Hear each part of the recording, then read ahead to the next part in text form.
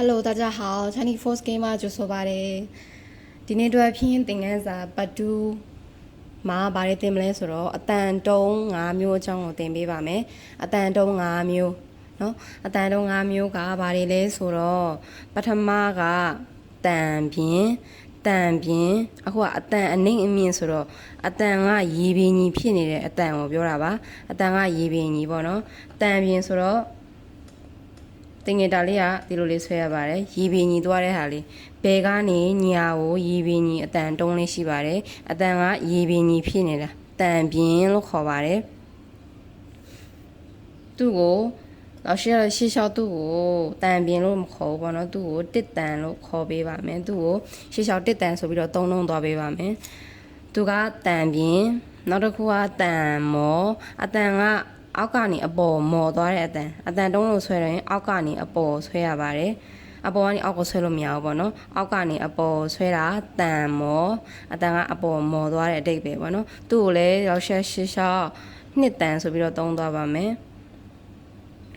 နှစ်တန်ဆိုတော့ရှေ့ကတစ်တန်က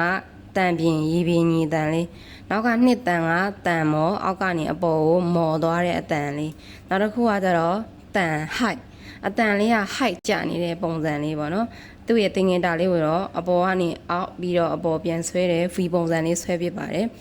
အောက်ကနေအဲ့တော့တန် height ရဲ့တန်တင်ငင်တာလေးကဒီလိုလေးပေါ့နော် V ပုံစံလေးအဲ့တော့သူ့ကိုရှေ့လျှောက်လောက်ရှာ3တန်လို့ဆိုသွားပါမယ်3တန်လို့ခေါ်သွားပါမယ်အဲ့တော့အတန်3မျိုးရသွားပြီပထမဆုံး1တန်ကတန်ပြင်း2တန်ကတန်မော3တန်ကတန် height နောက်ထပ်တစ်ခုကတန်လျှော့အတန်ကိုလျှော့ချပစ်လိုက်တဲ့အတန်လျှော့ချပစ်လိုက်တဲ့အတန်ဆောင်းချပစ်လိုက်တဲ့အတန်အဲဆိုတော့အပေါ်ကနေအောက်ကိုချအပေါ်ကနေအောက်ကိုချပေးတာတန် height အဲ့တော့သူ့ကိုလည်းရှေ့လျှောက်သူ့ကို4တန်လုံးသုံးပေးပါမယ်4တန်ဆိုဒီတင်ငင်တာလေးကိုမျက်လုံးနဲ့မြင်ရမယ်3တန်လို့ပြောလိုက်ရင်ဒီတင်ငင်တာလေးကိုမျက်လုံးနဲ့မြင်ရမယ်2တန်ဆိုဒီတင်ငင်တာလေး1တန်ဆိုဒီတင်ငင်တာလေးပေါ့နော်ဒါကတော့တန်တုံးနေရဲ့တင်ငင်တာလေးတွေပါဒါတန်ပြင်းတန်မော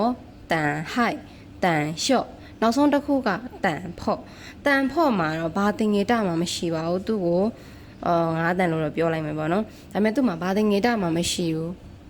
အဲ့တော့ပေါ့နော်ဖြင်းစလုံးတွေမှာ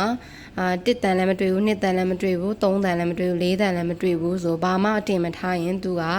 တန်ဖော့လို့ပြောလို့ရပါတယ်တန်ဖော့အတန်ကိုဖော့တာပေါ့နော်သူ့မှာအတန်တုံးဆိုတာမရှိပါဘူးအဲ့လိုမျိုးပြောတာပါဆိုတော့အဆိုအတန်တုံး5မျိုးအကြောင်းကိုတည်သွားတော့ပါပြီရှေ့လျှောက်တော်တော်များများတွေ့ရမယ့်အတန်တွေကတော့4မျိုးပေါ့နော်တန်ဖော့ကတော့တန်ဖော့လည်းတွေ့ရမှာပါသူကတင်ငယ်တာပဲမမြင်ရတာအဲ့ဒါမျိုးပုံစံပေါ့နော်